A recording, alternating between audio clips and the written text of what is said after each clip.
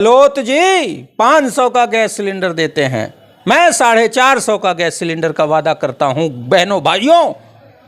और परसों दिन राज्यसभा में उनकी सरकार का पक्ष आ गया, कहा हम 450 का सिलेंडर नहीं देंगे। ये है दोहरा चरित्र, ये है वादा खिलाफी, बेशर्मी। मोदी जी लगातार ऐसे झूठे वादे करते हैं और पलट के कह देते हैं जुमला था, झूठ था, मैं नहीं दूंगा, वादा खिलाफी करते जाते हैं। यही किया 2014 के चुनाव में। 2 करोड़ रोजगार, 15 लाख किसानों की आय दुगनी, नारी पर अत्याचार रुकेगा, ये सारे मामलों में फेल है ना। 2 करोड़ लोगों को रोजगार मिला, उल्टा लोग बेरोजगार ज़्यादा हो गए। किसानों की आय दोगुनी की जगह आधी हो गई, किसानों का जो लागत था वो 3 गुना बढ़ गया। नारी अत्याचार, मणिपुर इतना बड़ा उदाहरण है कि नारी अत्याचार का पूरे विश्व में ऐसा अत्याचार किसी देश में किसी कोने में नहीं हुआ होगा। लेकिन बेशर्म प्रधानमंत्री नरेंद्र मोदी, जो कि एक शब्द उस पर बोलते नहीं हैं, नहीं उन्होंने कहा था कि नहीं मोदी जी की मैं आपकी रक्षा करूंगा। और मैं आपको बता दूं, अभी बड़ी बड़ी बातें कर रहे थे, अभी बनारस में आए थे और कहा कि मोदी की गारंटी फुस हो गई। मोदी की गारंटी फुस नहीं हो गई। मोदी की गारंटी 3 राज्यों में चुनाव जीत गए। आप लोग का स्थिति खराब है, 70 सालों तक आप लोग आने वाले नहीं हैं। चुनाव जीतना अगर गारंटी हो गई है तो लोकतंत्र नहीं है इसमें। मैं आपको मोदी की गारंटी कैसे फुस हुई बता तो रहा हूँ कि मोदी ने गारंटी दी राजस्थान में, बहनों भाइयों आपको 450 का सिलेंडर देंगे, और गारंटी फुस हो गई, कहा नहीं देंगे। यही गारंटी है। मोदी कुछ भी कहेंगे, चुनाव के बाद कह देंगे जुमला था, नहीं देंगे, क्या कर लोगे। तो क्यों सरकार कैसे बन जाती है? कहाँ आपसे चूक हो जाती है और लोग कहाँ उनको लेके आ जाते हैं सत्ता में? ऐसा है कि 3 राज्य जो ये जीते हैं, वहाँ की जनता अवाक है। वो कह रही थी कि हम तो कांग्रेस को ला रहे थे, ये कैसे आ गए, वो खुद आश्चर्य में है। भाजपा के बड़े बड़े दिग्गज नेता मुझे फ़ोन करके कह रहे थे कि आप मध्य प्रदेश, छत्तीसगढ़, राजस्थान में तीनों जगह कांग्रेस जीत रही है, बधाई हो भाई साहब। वोटिंग के बाद और अचानक से परिणाम ऐसे बदल जाते हैं, ये मामला है, ये विचारणीय प्रश्न है। कैसे? जो भाजपा नेताओं को, जो वहाँ प्रचार में प्रभारी हैं, प्रचार कर रहे हैं, सब कुछ कर रहे हैं, वो कह रहे थे कि नहीं जी आप जीत रहे हैं, और अचानक से चीज़ें पलट गई। उनको खुद ही समझ नहीं आया कि यार हम जो आपका सीट निकलता है तो ठीक है, अब भाजपा का सीट निकलता है तो आप लोग को बुरा लगता है। नहीं, हमको बुरा नहीं लग रहा है। हम तो विचार करने की बात कर रहे हैं, चिंतन की बात कर रहे हैं। बुरा क्यों लग रहा है? नहीं, आप चिंता नहीं करिए, क्योंकि इस वक्त आप 70 सालों तक आप भाजपा एकदम जड़ जमा के बैठी है, आप लोग आने वाले नहीं हैं। और राहुल गांधी की स्थिति ये हुई है कि वो आज खुद सांसदों के भरोसे है, उनके सांसद जो है कि निलंबित कर दिए गए संसद से। ऐसा है कि यही तो आपातकाल की बात करने वालों की बेशर्मी है। जो इमरजेंसी चिल्लाते रहते थे, वो आज आपातकाल की स्थिति कर दिए हैं। मोदी लोकतंत्र नहीं चाहते हैं। मोदी चाहते हैं कि मुझसे कोई सवाल करने वाला आदमी संसद में ना हो।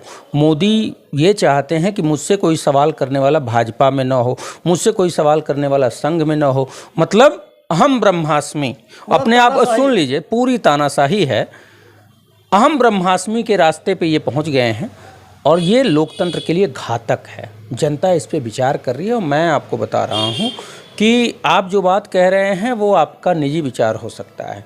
2024 में बदलाव 100% होगा। मैं 500%, 1000% नहीं कहता। आप लोग भावनाओं में बह गए हैं, सोच रहे हैं कि अब बीज आएगी तो एक गलत बात को पूरी हो जाने दीजिए। 100% सरकार 2024 में बदलने वाली है। इस वजह से बदलने वाली है कि जनता भी समझ रही है कि अगर हम जरा सा भी वोटों का बिखराव हो रहा है तो ये सरकार ये मैनेज कर ले रहे हैं। जनता तो ये कह रही है। देखिए, एक बड़ा सवाल है जनता में कि भाई ठीक है, कुछ भाजपाई चिल्ला रहे थे जीत के बाद, तो वहाँ एक बुजुर्ग ने कहा कि भैया मान लिया मैंने कि मोदी की बहुत हवा है। उस बुजुर्ग का सवाल और भावना सोचिए। उसने कहा मान लिया, अगर आपकी बहुत ज़्यादा हवा है तो एक बार बैलेट पेपर से चुनाव करा दो ना, फिर डरते काहे हो? दाल में काला ना हो तो काहे डरेंगे?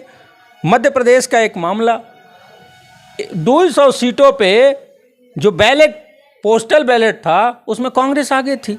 वही लोग तो ईवीएम में भी वोट किए हैं। अचानक से वो चीज़ें पलट जाती हैं। कैसे? भाजपा ही कहते हैं कि नहीं, जब कांग्रेस अपना जीतती है तो ईवीएम नहीं, भाजपा जीतती है तो ईवीएम के। अरे सुन तो लो, कांग्रेस, मैं आपको एक बयान सुना देता हूँ।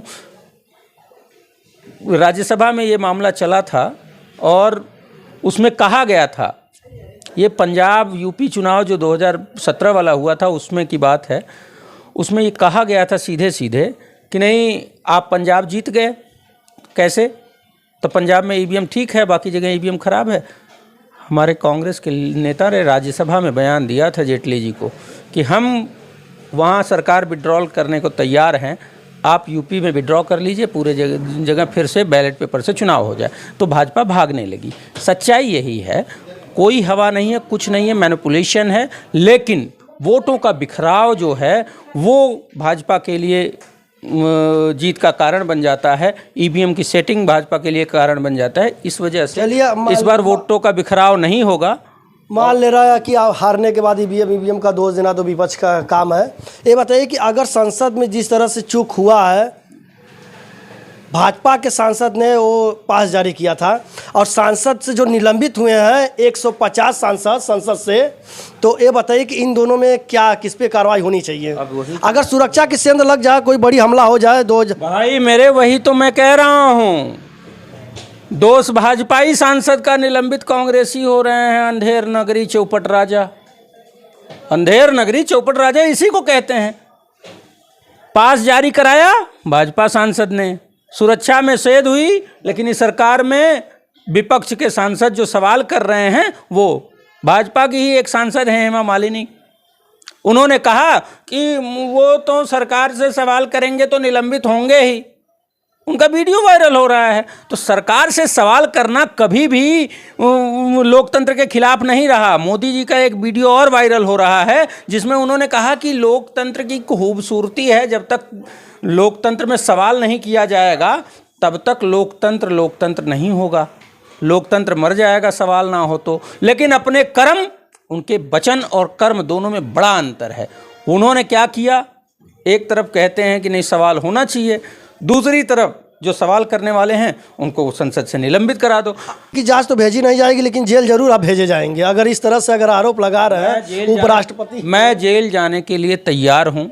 मैं आपको ये बता दूं कि हम जेल से डरने वाले नहीं, हम अंग्रेज़ों के खिलाफ लड़ने वाले लोग हैं और जेल हम हमेशा गए और ना हम माफ़ी मांगेंगे।